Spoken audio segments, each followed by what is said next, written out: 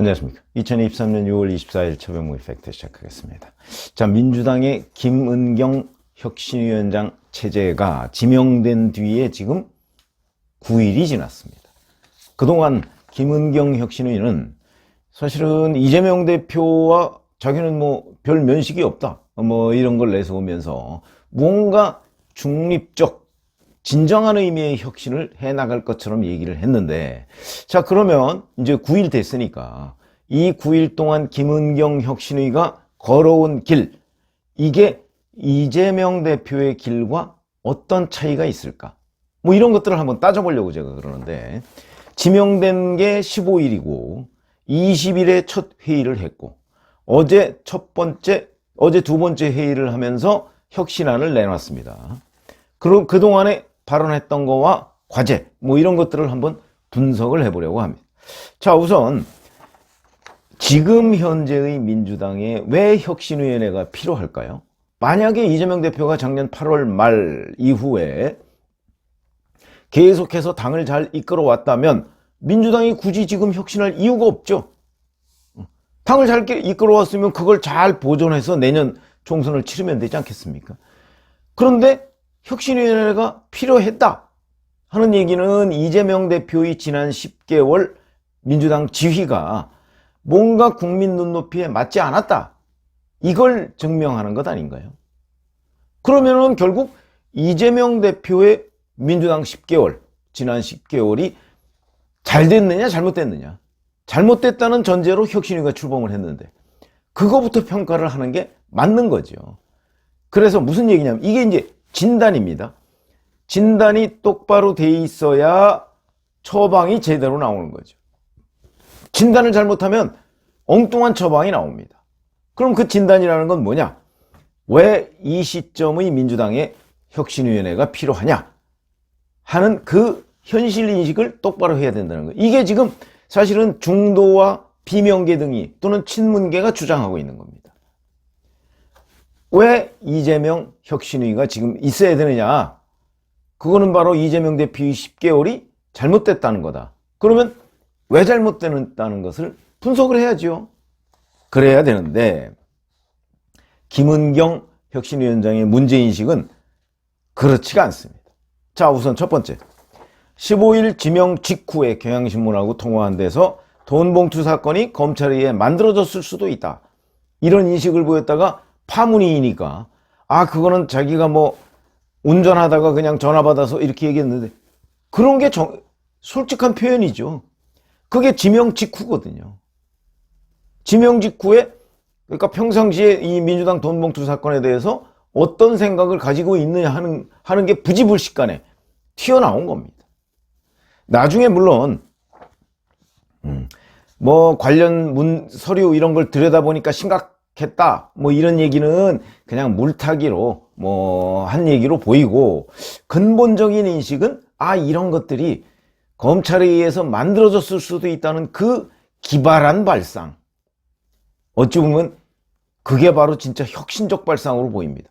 보통 사람이 생각할 수 없는 이런 것 아닌가. 거기서부터 이미 이거는 이재명 대표와 송영길 전 대표류의 생각이라는 거죠. 만들어졌을 수 있다는 생각. 그게 결국 이재명 대표가 지금까지 검찰이 무슨 수사하면 걸핏하면 조작 얘기하지 않았습니까? 그런 생각의 연장선상에 있다는 거죠. 그거 있죠. 그 다음에 그 후에 이제 혁신위원을 선발을 했습니다. 20일 첫 회의 하기 직전에 혁신위원을 발표를 했죠. 제가 한번 유튜브를 해드린 적이 있지만 이 혁신위원들을 뽑은 사람은 김은경 혁신위원장이 아니고 이재명 대표 아닌가. 왜냐하면 7명을 발표했는데 다 친명입니다. 일부에서 김남희 변호사를 친명이 아니다 그러는데 거기 민변 출신입니다. 이재명 대표 민변 출신 아닙니까? 민변과 참여연대 출신의 김남희 변호사. 근데 이재명 대표도 거기 출신이니까 아마 상당한 정도의 동료의식이 있을 거다. 나머지는 얘기할 것도 없고, 심지어 이재명 대표의 대리인으로서 대선 후보 등록을 했던 사람까지 포함되어 있다. 우리 이런 거 한번 보시죠. 김은경 혁신위원장이 자기는 누가 친명이고 누가 비명이고 잘 모른다고 그랬습니다. 그러면 예를 들어서 투망 그물을 던졌는데 거기에 광어 50마리, 도다리 80마리 이렇게 있으면 투망을 던지면, 그물을 던지면 뭐가 많이 올라오겠습니까? 80마리 쪽에서 더 많이 올라오겠죠. 왜 이 말씀을 드리냐면 지금 민주당 현역 의원이나 민주당 언저리에는 친문이나 아니면 비명계, 중도 이런 사람이 훨씬 많습니다. 특히 친문이 많습니다. 그러면 그냥 무작위로 누가 친명인지 누가 비명인지 모르는 상태에서 뽑으면 친문이나 아니면 비명계나 중도나 이런 사람들이 더 많아야 됩니다. 그런데 7명을 전부 다 친명을 뽑았다. 그 얘기는 뭔가 의도가 있었다. 그럼 누구의 의도냐? 결국 이재명 대표의 의도가 아니라, 그러니까 이재명 대표가 직접 뽑아서 김은경 혁신위원장한테 통보했던가, 아니면 적어도 김은경 혁신위원장이 이재명 대표와 상의를 했던가. 그렇지 않고서야 어떻게 이렇게 광어 도다리하고 도다리가 훨씬 많은데 거기다가 던졌는데 전부 광어만 올라오느냐. 설명이 안 되죠. 이런 부분, 이것도 결국 이재명 트랙이다, 이런 거고요. 그러니까 결국 이재명 대표의 입김을 전혀 벗어나지 못했다는 또 다른 증거가 된다. 그 다음에 김은경 혁신위원장의 첫 회의인 20일에 민주당은 전당대회 돈봉투 사건, 국회의원 코인 투자 사건으로 국민 신뢰를 잃었다. 가족을 벗기고 뼈를 깎는 노력을 통해 윤리정당으로 거듭나게 하겠다 얘기했는데, 여기에 이재명 대표의 사법 리스크가 빠졌습니다. 이재명 대표의 사법 리스크에 대해서는 이미 사법의 영역으로 넘어갔다, 김은경 혁신위원장이 이렇게 얘기를 했다는데, 안 넘어간 거 있습니다. 검찰 수사 단계인 거 있죠. 거기다가 지금 민주당이 신뢰를 잃은 이재명 대표의 사법 리스크와 연관된 그런 걸 보면 이런 겁니다. 아시다시피, 자, 노웅래 의원 체포동의안, 그게 왜 국회에서 부결됐을까요? 그 직후에 날라올 가능성이 있는 이재명 대표의 체포동의안에 대한 예행연습 비슷하게 돼 있기 때문에 의도적으로 부결시킨 거 아닙니까? 이재명 방탄, 그 다음에 더 심각한 거는 사법의 영역으로 넘어가지 않은 것. 민주당의 당원 당규에 보면 검찰의 기소가 되면 당직을 정지할 수 있도록 했습니다. 이 조항 바꾼 거 아닙니까? 이재명 대표가 되기 직전에 바꾼 겁니다. 이재명 대표를 위한 원포인트 당원당규 개정이죠. 이런 것들이 문제라는 거죠. 이게 개혁 후퇴하고 있는 거 아닙니까? 그게 바로 혁신안, 과거의 혁신안이라고 하는 것 때문에 그 조항을 넣었는데, 이재명 대표가 될 것이 확실시되니까 그 조항을 바꿔버렸습니다. 이런 게 반혁신이죠. 그러니까 그런 걸로 인해서 이재명 대표의 민주당이 지난 10개월간 국민 눈높이에 맞지 않는 여러 가지 일을 저질러 왔다. 그런 것부터 바꾸는 것이 혁신이다. 근데 그 부분을 쏙 빼고 있습니다. 왜 뺐을까요? 이재명 대표를 건드리는 게 되는 거니까. 그럼 이재명 대표를 안 건드리고 민주당이 혁신할 수 있을까요? 저는 불가능하다고 봅니다. 그런데 김은경 혁신위원장은 일부러 그걸 뺐다. 그거는 이 또한 이재명 대표의 입김 그대로다. 이재명 트랙을 못 벗어난다. 이렇게 얘기할 수 있는 뚜렷한 증거다. 또 하나, 정당 공천 과정에서 현역 의원으로 대표되는 기득권 체계를 혁파하겠다, 이렇게 얘기했습니다. 현역 의원으로 대표되는 기득권 체계가 뭐죠? 이게 바로 개딸들이 주장하는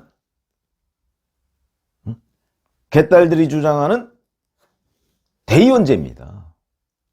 현역 의원들이 주로 대의원을 임명하게 되는데, 각 지역위원장들이, 현역 의원들과 지역위원장들, 이게 다 기득권 체계. 근데 대의원의 한 표는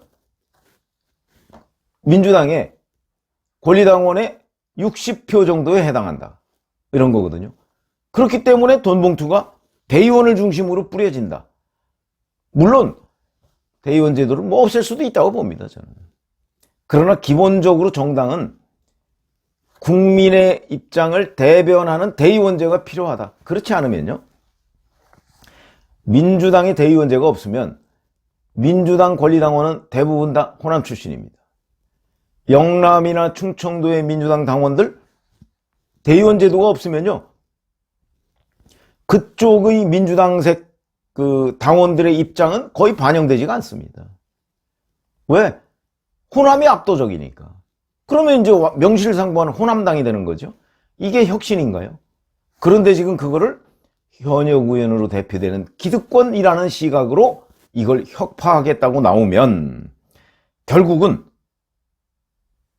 이것도 이재명 트랙, 이재명 대표식 생각을 그대로 반영하는 거다.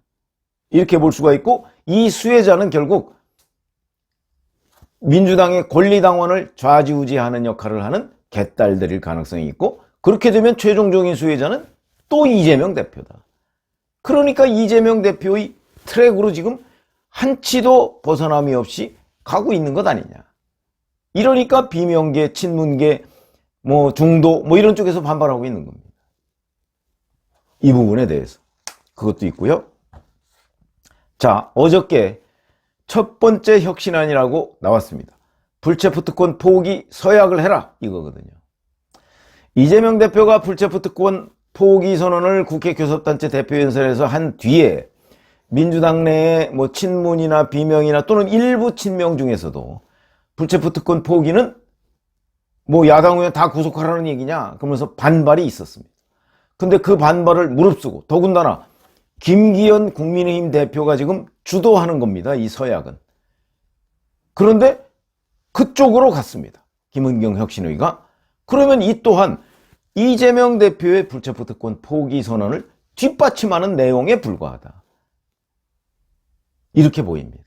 그러면 이 또한 이재명 트랙이죠. 이런 걸 봐서, 자, 15일 지명 후에 현재 9일이 지났는데 문제를 인식하는 방식, 그 다음에 처방, 이게 전부 다 이재명 대표와 거의 비슷하다라고 본다면 지금 김은경 혁신위원은 결국 이재명 대표의 아바타 역할을 하는 그런 혁신위원회가 아니냐. 이 혁신위원회는 결국 일반 국민들한테 눈속임하려고 하는, 제가 포장갈이라는 표현을 많이 썼죠. 그런 것 아니냐 하는 게 바로 이런 여러 가지 김은경 혁신위가 출범 후 지금까지 보여온 행보의 구석구석 행간을 살펴보면 그런 게 너무나 명확해진다. 자, 앞으로 쭉 한번 살펴보시죠. 김은경 혁신위원회가 과연 이재명 대표의 이 정치 진단과 처방, 이거와 벗어나는 게 있는가? 왜 그러냐면 이재명 대표의 10개월 지난 뒤에 혁신위원회를 만들었으면 그 10개월이 잘못됐으니까 그걸 바꿔나가는 과정이 필요한데, 이거는 이재명 대표 체제의 연장에 불과하고 이름만 바꿨다, 이런 얘기가 되는 겁니다. 앞으로 저도 잘 살펴볼 텐데, 자, 김은경 혁신위가 과연 이재명 대표의 트랙을 벗어나는 날이 있을까? 없을 것으로 보인다 하는 게 저의 지금까지의 관찰 결과고요. 그거는 함께 지켜보면 이게 단순히 그냥 포장만 바꿔 낀 거냐, 아니면 내용물도 정말 바꾸려고 하느냐 하는 부분에서 이재명 대표의 생각과 김은경 혁신의 생각이 얼마나 다르냐, 이게 기준인데 현재까지는 다른 게 없어 보인다, 이런 말씀을 드립니다. 고맙습니다.